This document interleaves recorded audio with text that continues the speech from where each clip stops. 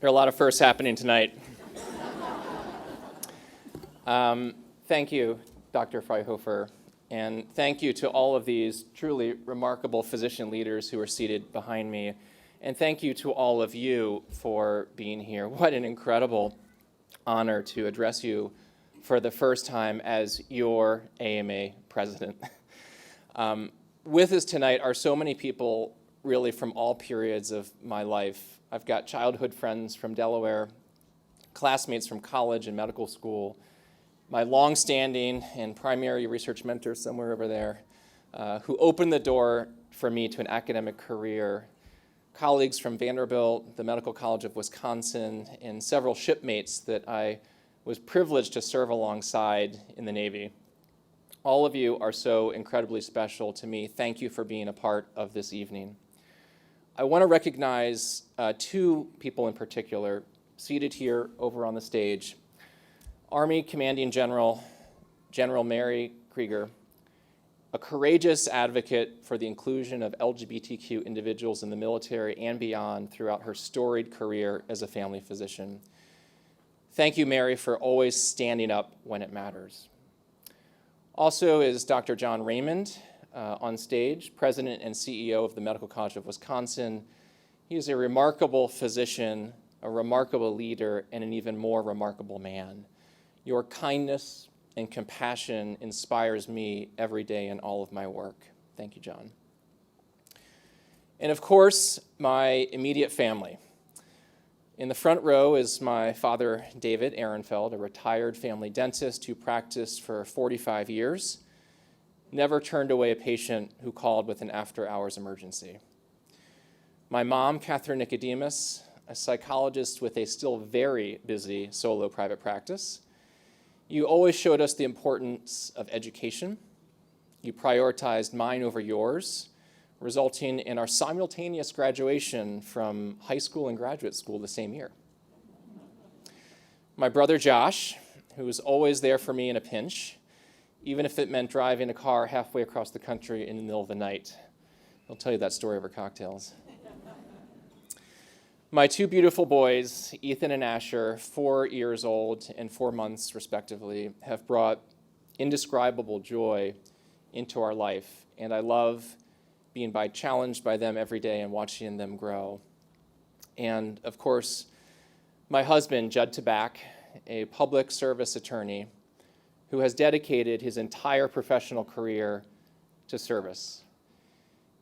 You've been my partner in crime for nearly 12 years now, married for half of them. You've given up so much to support my dreams, including every birthday since we met to come to the AMA annual meeting. Yes, he deserves a round of applause for that.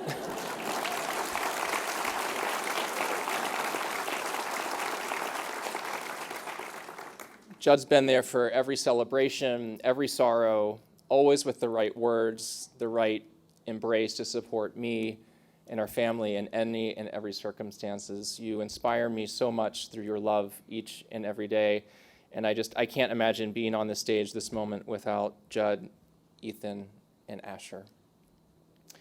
Now, Ethan just turned 4. His road to pre-kindergarten hasn't been an easy one. He was born 10 weeks early and weighed just 2 pounds, 7 ounces. For all the physicians in the room, okay, probably everybody, you know the serious complications that can arise when a child is born that early and that underweight.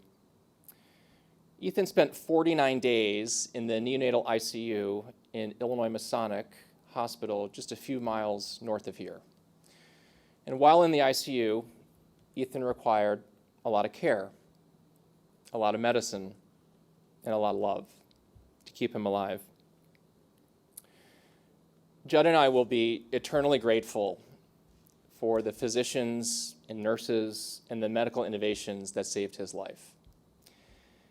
You know, as new parents, seeing your child struggle is unimaginable. In those kinds of moments, all you want to do is anything possible, give anything you can to help your child's recovery. When he was just a few weeks old, Ethan needed a blood transfusion. Now, As an anesthesiologist, I've given thousands of units of blood to hundreds of patients. But at this moment, watching my son cling to life, I was struck by the painful reality that even though I was a physician and now a father, neither I nor my husband could donate blood, simply because we are gay. Discriminatory policies rooted in stigma, not science, barred us from doing the most humane of acts, donating our blood. Now, thankfully, Ethan got the blood he needed, but that feeling of helplessness lingered with me for some time. I tell this story because I want people to understand what we mean when we talk about inequities and injustices in medicine. This is just one of many experiences my husband and I have had personally with health inequities. And I know that too many of my colleagues and too many of the patients we serve also suffer from discrimination and discrimination in healthcare on a daily basis.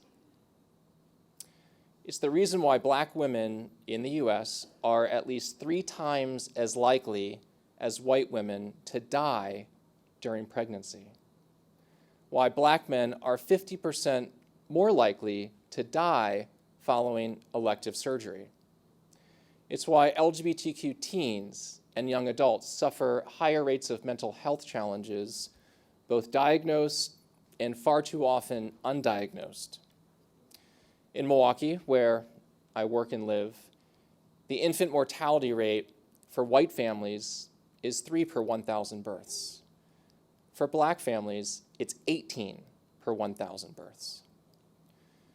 So many injustices in healthcare remain and are the focus of our AMA's advocacy on health equity and much of my personal work leading the Advancing a Healthier Wisconsin endowment. Just recently, the FDA, thanks in large parts to a decade of advocacy by our AMA and others, rescinded some of these discriminatory practices, making it possible for the first time for my husband and I to give someone else's child a much-needed blood transfusion. This is the kind of advocacy which makes me so proud to lead our AMA at this moment.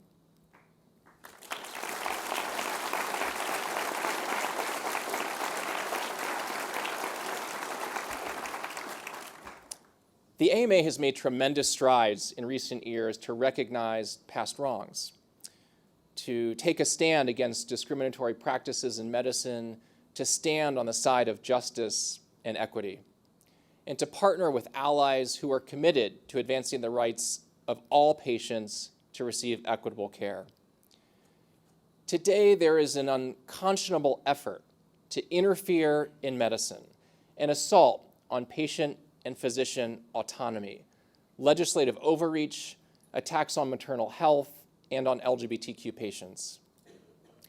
There are also relentless efforts to redefine how medical care is practiced by expanding scope of practice for non-physicians, creating more inefficiencies in the system, further siloing care, and putting patients at greater risk.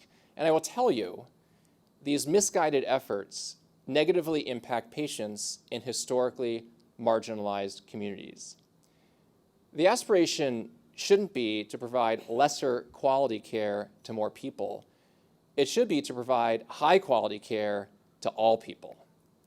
All communities, including our nation's veterans and those from Native American and other historically marginalized communities, they deserve access to a physician-led care team.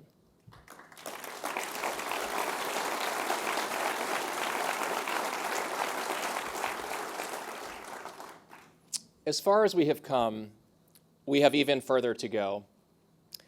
And as I stand here tonight, I can't help but be awed by the willingness of our AMA to make difficult but necessary change.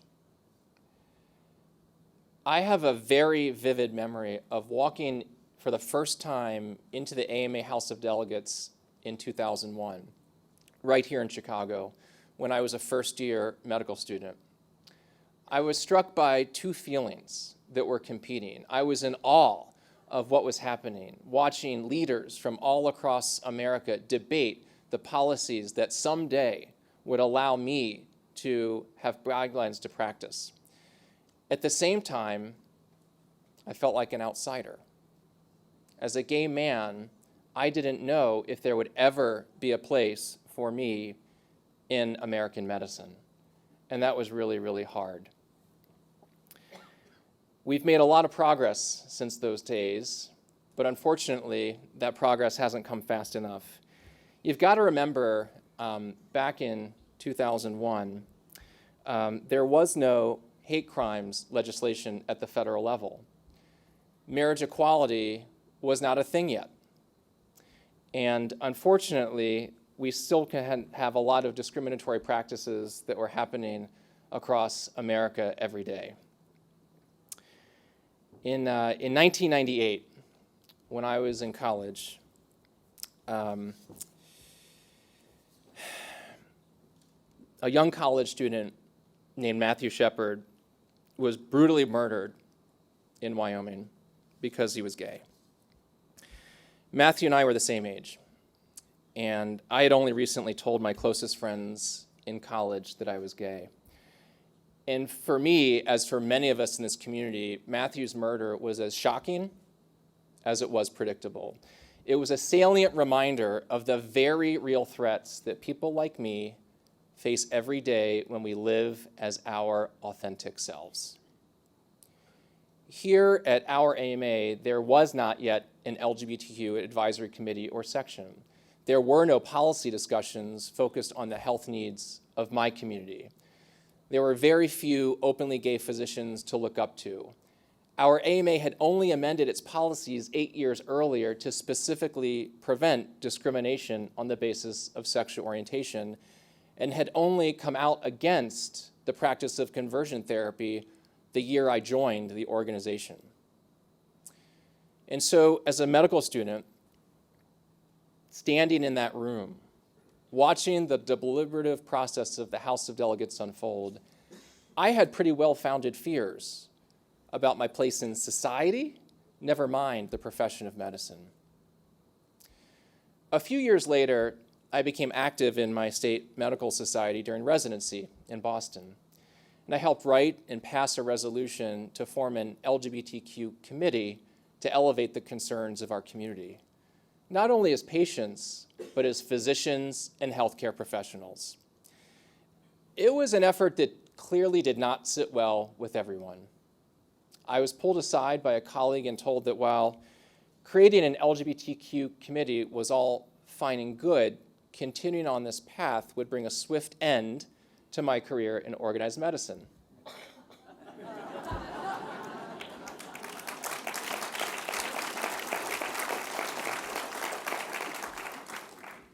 But I realized at that moment that my choices were continue to hide who I am or help organized medicine evolve into a place that would welcome people like me.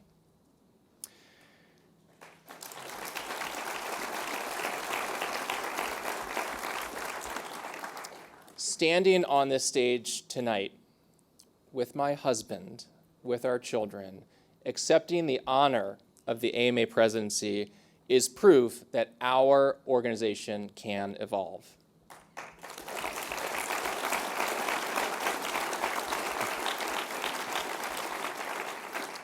This is why visibility matters, and thank you to the cheering squad back there. And why, when you have a platform like this one, you have a responsibility to use it for the greater good and to try to lift up those who haven't yet found their voice. Everyone in this room tonight knows that the profession of medicine is at a crossroads. On the one hand, we're witness to incredible new technologies, breakthrough scientific discoveries, remarkable treatments, amazing new medicines that make it easier to diagnose and cure common diseases and prolong life. And we're only just beginning to see the promise of AI, which has the potential to transform medicine. At the same time, life expectancy in the US is lower than it was when I was a resident. maternal mortality is surging, more than doubling at the rate of other well-resourced countries. And we continue to face daily shortages of critical life-saving medications. COVID-19 may not be the threat it once was, but we still face twin epidemics of substance use disorders and deaths from violence. We face an ever-worsening mental health crisis in our nation, which has taken a disproportionately high toll on physicians. A dear medical school classmate of mine who went into emergency medicine, worked tirelessly on the front lines throughout COVID, struggled. I knew he struggled, but I didn't know how to help him. And he didn't know how to ask for help. And 2 years ago, I lost that friend to suicide. He was an energetic, loving soul, and I am haunted by his loss. He is yet one example of why I know our AMA must continue to advocate for the mental health needs of all physicians and of all of our patients.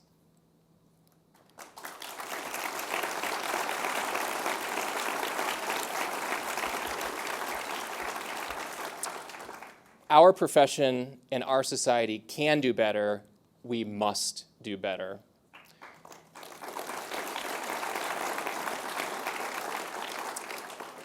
This is why both physicians and the public look to the AMA for leadership, for guidance, for reassurance, and for help making sense of our complex world. At a time when so many aspects of society have become dangerously polarized, we've seen the proliferation of medical disinformation, junk science, the criminalization of medical care, and growing distrust in medical institutions and experts. Our AMA has a duty to call out politically appointed judges who would upend 80 years of FDA precedent and threaten access to critical drugs long proven to be safe and effective.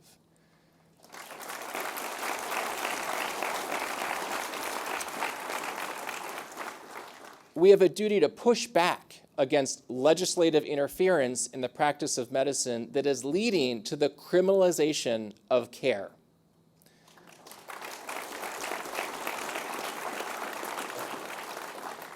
We have a duty to fight for the recovery of America's physicians in the aftermath of the pandemic, pushing to fix our broken Medicare payment system, reform prior authorization, and end the stigma around physician burnout.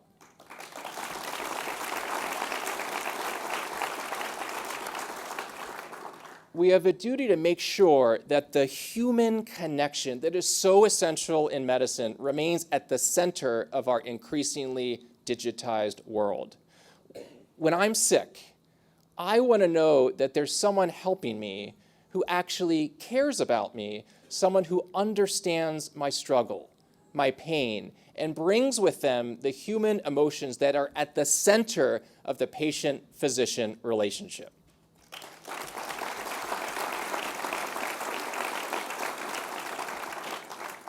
We have a duty to push for change to address the crisis of violence.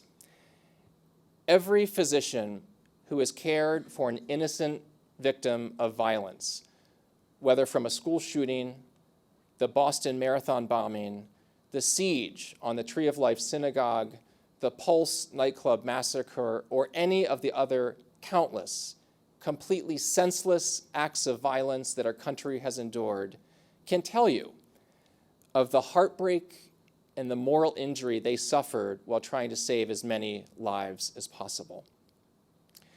We have to think about how we can engage in this divisive environment if we are to be successful in pushing for policy changes, advocating for what we believe in, and working to make a difference for our patients and our colleagues.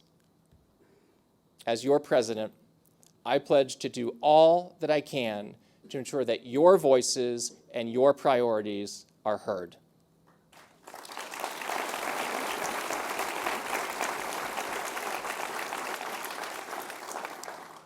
too often, it seems like many have forgotten the rules that Ethan is learning in pre-kindergarten about sharing, being kind, and accepting others. I often think about the loss of trust and respect for one another that we see play out in every level of society.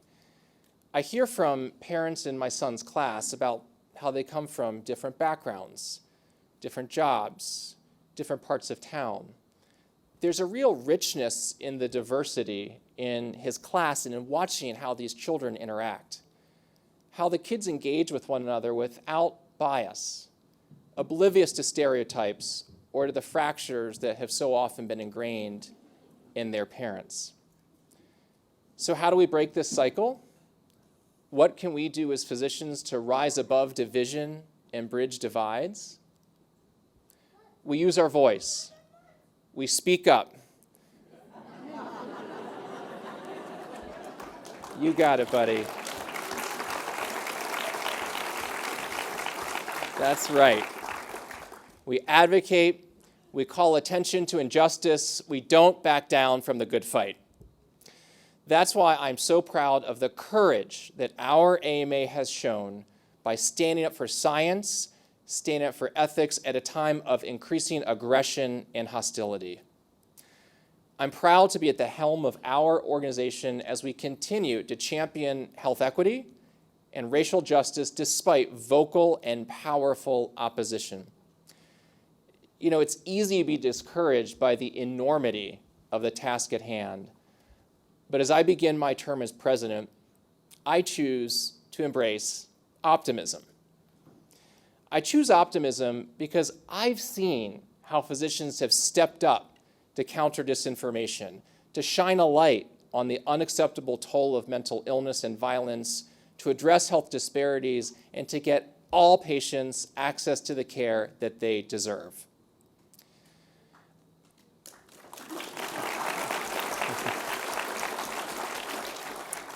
I choose optimism because I work with young physicians and aspiring physicians who are driven by a bottomless sense of curiosity and commitment to making a difference. The next generation's passion for medicine gives me so much hope for the future. I choose optimism because I have seen the impact of our AMA and our capacity to speak out, to adapt, to fight injustices, to support physicians and patients in absolutely every corner of our nation. I choose optimism because I believe there is still joy to be found in medicine, a reason nearly everyone in this room has dedicated our professional lives to helping and healing others. I choose optimism because even though I once stood in the very back of this very room being very afraid of being rejected for who I was, I now stand here before you today as the first openly gay president of our AMA, proudly representing everyone in this room, including everyone who has ever or will ever feel like an outsider.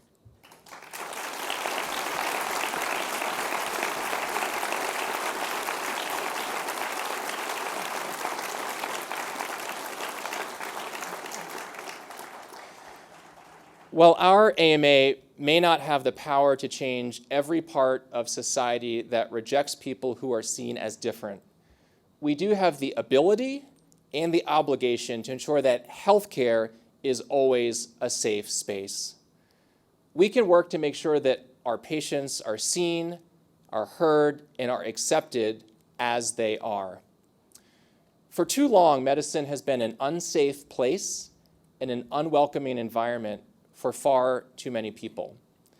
Although the work is difficult, slow, and imperfect, our AMA continues to strive to change medicine for the better and to make the exam room a safe place for everyone who seeks our help.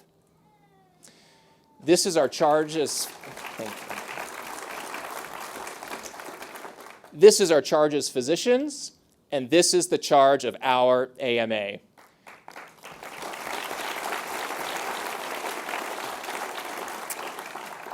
Physicians across the country continue to shoulder the weight of enormous challenges. Yet despite these immense pressures, we physicians continue on. We do the work, we provide compassionate care, we make a difference, we change lives. 22 years ago, at my first AMA meeting, I could never have predicted what medicine looks like today, both its challenges and its potential to lift up society. The challenge that lies before me and before all of us tonight is to collectively imagine what it should look like 22 years from today. Let us move forward with confidence and purpose. Let us speak with conviction. Let us hold firm to science and the ethics of our profession. Let us serve with honor, courage, and commitment, and let us always fight for a more inclusive and more equitable tomorrow. Thank you.